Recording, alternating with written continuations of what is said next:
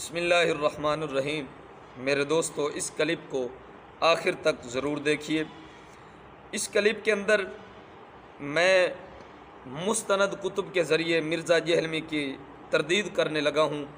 اس نے کہا ہے کہ سنی حنفی بریلوی لوگ جھوٹ بولتے ہیں کہ حضور کا سایہ نہیں تھا۔ اس نے کہا حضور کا سایہ تھا۔ ان کا موقف ہے کہ حضور کا سایہ تھا، اور ہمارا موقف یہ کہ حضور کا سایہ نہیں تھا۔ پہلی دلیل جواہر البحار امام یوسف بن اسماعیل نبہانی علیہ الرحمہ کی، اس کے اندر جلد نمبر 2 صفحہ نمبر 13 میں لم یقع لہ ظل علی الارض ولا رؤی لہ ظل فی شمس ولا فی قمر۔ نبی کریم علیہ السلام کا سایہ زمین پر نہیں پڑتا تھا۔ جب حضور علیہ السلام سورج کی روشنی میں یا چاند کی روشنی میں حضور چلتے تو حضور کا سایہ زمین پر نہیں پڑتا تھا۔ یہ امام یوسف بن اسماعیل نبہانی کا عقیدہ اور نظریہ ہے۔ اب آگے چلیے، حجت اللہ علی العالمین کے صفحہ نمبر 49 میں ہے، قال سیدنا حسان بن ثابت رضی اللہ تعالیٰ عنہ لما نظرت الی انوارہ صلی اللہ تعالیٰ علیہ وآلہ وسلم وضعت کفی علی عینی خوفا من ذہاب بصری ومن ثم لطافت ونورانیت صلی اللہ تعالیٰ علیہ وسلم لم یکن لہ ظل۔ حسان بن ثابت فرماتے کہ جب حضور کو میں دیکھتا تو اپنے ہاتھوں کی انگلیوں کو آنکھوں پر رکھ لیتا کہ کہیں حضور کے نور کی وجہ سے میری آنکھیں ضائع نہ ہو جائیں، یعنی حضور کی نورانیت کا غلبہ اتنا تھا کہ حسان بن ثابت کہتے ہیں کہ کہیں میرے آنکھوں کی بصارت نہ چلی جائے۔ یہ حسان بن ثابت کا عقیدہ ہے۔ اور آگے فرماتے ہیں لم یکن لہ ظل، حضور کا سایہ نہیں تھا۔ اب آگے چلیے، امام زرقانی، آپ نے تو کہا نا کہ کسی حدیث کی کتاب میں ہے ہی نہیں۔ امام یوسف بن اسماعیل نبہانی 1، حجت اللہ علی العالمین 2۔ اب تیسری زرقانی جلد نمبر 4 صفحہ نمبر 220 میں ہے، لم یکن لہ صلی اللہ تعالیٰ علیہ وآلہ وسلم ظل فی شمس ولا قمر لأنہ کان نورا کما قال ابن سبع وقال رذین لغلبۃ انوارہ قیل وحکمت ذلک سیانتہ ان یطاع کافر علی ظلہ۔ فرمایا سورج اور چاند کی روشنی میں حضور کا سایہ نہیں تھا، اس لیے کہ آپ نور تھے، جیسا کہ ابن سبع نے کہا، اور رذین نے فرمایا آپ علیہ السلام کے انوار کے غلبے کی وجہ سے سایہ نہیں تھا۔ اور یہ حکمت بیان کی گئی ہے کہ حضور کا سایہ کیوں نہیں تھا، اس وجہ سے کہ کہیں کافر اور مشرک کا قدم حضور کے سائے پر نہ آ جائے، اس وجہ سے اللہ تعالیٰ نے محبوب کے جسم کا سایہ ہی نہیں بنایا۔ اب چوتھی خصائص کبریٰ، آپ جانتے ہیں مستند کتاب ہے کہ نہیں، محدث امام جلال الدین سیوطی رحمہ اللہ، جن کو جاگتے ہوئے 72 مرتبہ محبوب کریم کی زیارت نصیب ہوئی، وہ فرماتے ہیں، حضرت زکوان کی روایت، فرمایا کہ حضور کا سایہ نہیں تھا جب حضور سورج کی روشنی میں یا چاند کی روشنی میں چلتے۔ ابن سبع نے بھی اس کی تائید و تصدیق کی ہے کہ یہ حضور کی خصوصیات میں سے ہے کہ آپ علیہ السلام کا سایہ نہیں تھا، آپ نور علی نور تھے۔ اب پانچویں تفسیر عزیزی پارہ نمبر 30 آیت کریمہ والا سوف یعطیک ربک فترضی، اس کے زیر تحت لکھا ہوا ہے سایہ ایشاں بر زمین میں افتاد، یعنی حضور علیہ السلام کا سایہ زمین پر نہیں پڑتا تھا۔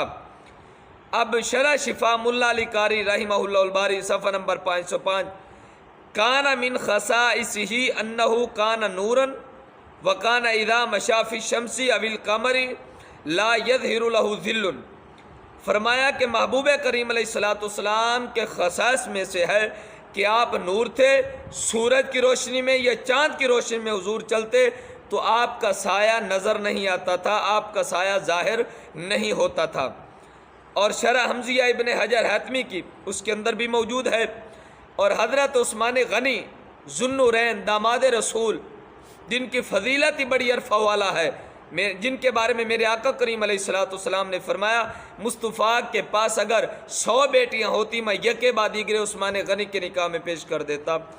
وہ عثمان غنی رضی اللہ تعالیٰ عنہ فرماتے وقال عثمان رضی اللہ تعالیٰ عنہ ان اللہ ما اوقع ذالک علی الارض لئلا یدع انسان قدم علی ذلک ذل۔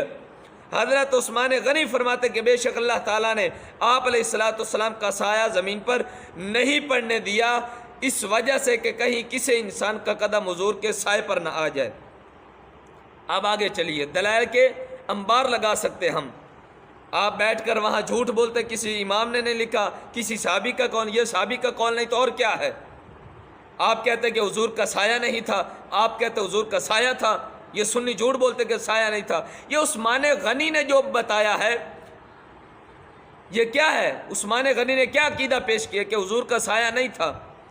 اور بر صغیر کے اندر سلسلہ نقش بند کے پیشوا بانی مجدد الفسانی وہ کیا فرماتے ہیں؟ مکتوبہ شریف امام ربانی کی دفتر نمبر 3 حصہ نمبر 9 معرفت الحقائق صفحہ نمبر 75 میں ہے، چون وجود سرور عالم، چون وجود سرور عالم صلی اللہ علیہ وآلہ وسلم در عالم ممکنات نباشت بلکہ فوقی عالم باشت ناچار او را سایہ نبود نیز در عالم شہادت سایہ شخص از شخص لطیف تراست و چون لطیف را ازوے در عالم نباشت او را سایہ چے صورت دارت۔ اب مجدد الفسانی فرماتے ہیں کہ حضور علیہ السلام ممکنات میں سے نہ تھے، ممکنات میں نہ تھے بلکہ آپ اس عالم سے ماورا تھے، تو لازماً آپ کا سایہ نہیں تھا، کیونکہ عالم شہادت میں بندے کا سایہ بندے سے بہت زیادہ لطیف ہوتا ہے، بندے کا سایہ بندے سے بہت زیادہ لطیف ہوتا ہے۔